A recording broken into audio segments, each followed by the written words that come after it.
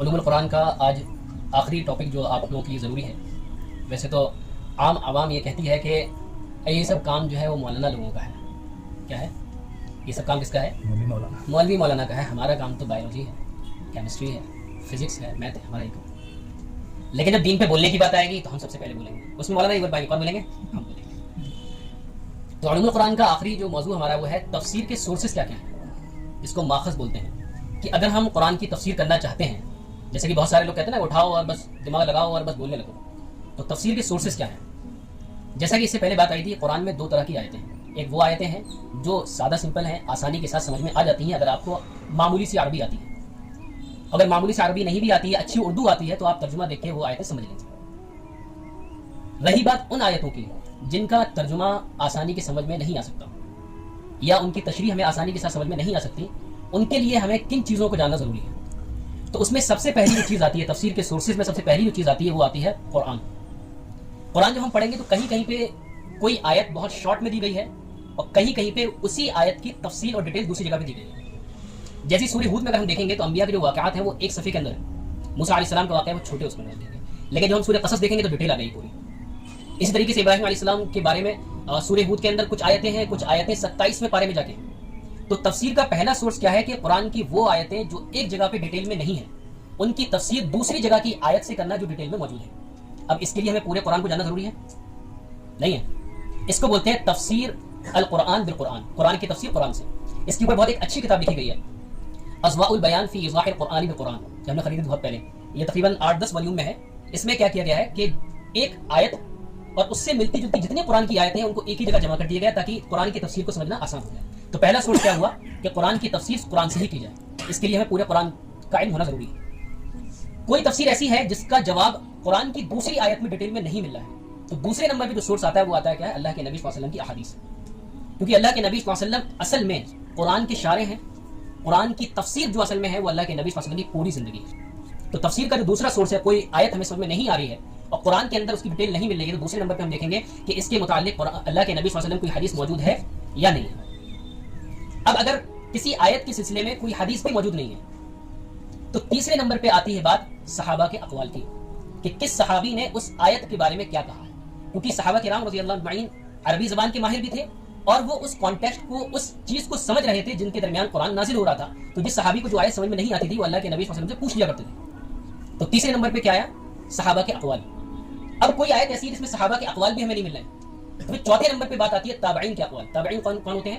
وہ لوگ جنہوں نے ایمان کی حالت میں صحابہ کو دیکھا اور ایمان کی حالت میں ہی ان کا انتقال ہوا, ان کو تابعین بولتے ہیں. تو چوتھے نمبر پہ آتے ہیں تابعین کے اقوال, کہ کس تابعی کا اس آیت کے بارے میں کیا جواب ہے. تو یہ 4 سورسز ہو گئے.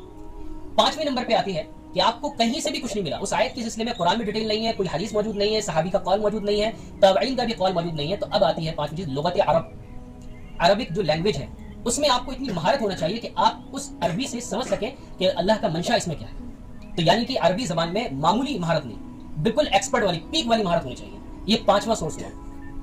6واں سورس ہے عقل سلیم, ایک اچھی عقل, ایک صحیح بدھی, جو بغیر کسی چشمے کے دیکھے. چل رہا ہے نا آج کل, وہ ایک چشمہ ہوتا ہے کسی کے پاس, یہ تو میرا والا الگ ہے. کیسا چشمہ کہ ایک خاص چشمہ ہم لگا کے رکھتے ہیں, اسی چشمے سے ہم دوسرے کو دیکھتے ہیں. جیسے کہ ہم نام نہیں لیں گے کہ کچھ لوگ جو ہے سمجھتے ہیں کہ بھائی سامنے والا اس فرقے کا ہے تو ایسا ہی ہوگا, سامنے والا یہ ہے تو ایسا ہی ہوگا, فلانے ایسے ہیں تو ایسے ہی ہوں گے, کسی کے کوئی بھکت ہے تو ایسے ہی ہوں گے. ٹھیک ہے, تو یہ خاص چشمہ ہے. تو جب قرآن پڑھیں آپ تو کسی فرقے کا, نہ بریلویت کا, نہ اہل حدیث کا, نہ شوافی کا, نہ حنفی کا, نہ مالکی کا, کوئی چشمہ نہیں ہونا چاہیے. کیوں؟ قرآن جو ہے خالص کتاب ہے, اس میں کسی بھی چیز کا کوئی کیا نہیں, چشمہ نہیں ہونا چاہیے. تو عقل سلیم, ایک صحیح عقل جو قرآن کی صحیح تفسیر کو سمجھ سکے. افسوس اس بات کی ہے کہ ہم 5 جو سورسز ہیں, قرآن, حدیث, صحابہ کے اقوال, تابعین کے اقوال اور عربی زبان, ان 5 پہ کوئی بات نہیں ہے. 6ویں پہ آ جاتے ہیں سیدھے کہ قرآن کا اس بارے میں کیا کہنا ہے. آپ جائیے جماعت اسلامی, میں تنقید نہیں کر رہا ہوں, میں نے ان کا دیکھا ہے, ایک وہ لوگ جن کو کچھ نہیں پتا وہ تفسیر کر رہے ہیں بیٹھ کے. جماعت اسلامی کی اس میں خود شریک ہوا ہوں. ایسے پوچھتے ہیں, آیت ایک پڑھی, ترجمہ بیان کیا, آپ اس آیت کے بارے میں آپ کے دماغ میں کیا خیال آتا ہے, ایسے پوچھتے ہیں. ہم یہ نہیں کہہ رہے کہ آپ قرآن مت پڑھیے, جیسے کچھ لوگ بولتے ہیں کہ کچھ دیوبندی جو فکر کے لوگ ہیں وہ قرآن پڑھنے سے روکتے ہیں کہ بھائی قرآن نہیں پڑھو, بھائی دین مت پڑھو, تاکہ ان کی چودراہٹ چلتی رہے. ہم لوگوں کی مطلب جو ہم لوگ مولانا ہے نا, ان کی جو برہمنیت ہے وہ ان کی چلتی رہے, اس لیے یہ لوگ عوام کو قرآن پڑھنے سے روکتے ہیں.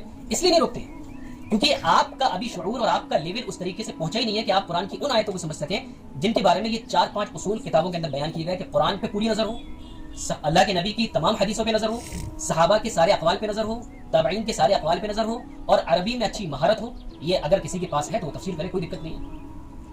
اچھا ایک سوال کا جواب دیجیے کہ سارے صحابہ میں مفسر کا لقب کس صحابی کو دیا گیا؟ مولانا لوگ نہیں، مفسر تفسیر کے ایکسپرٹ کن صحابی کو کہا گیا ہے؟ کوئی بتائے گا؟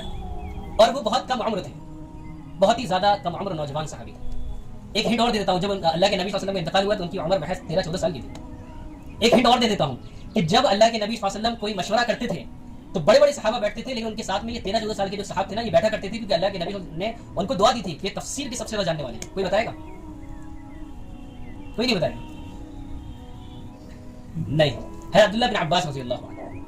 ہے عبداللہ بن عباس رضی اللہ عنہ کو اللہ کے نبی صلی اللہ علیہ وسلم نے باقاعدہ دعا دی تھی۔ کیا دعا دی تھی؟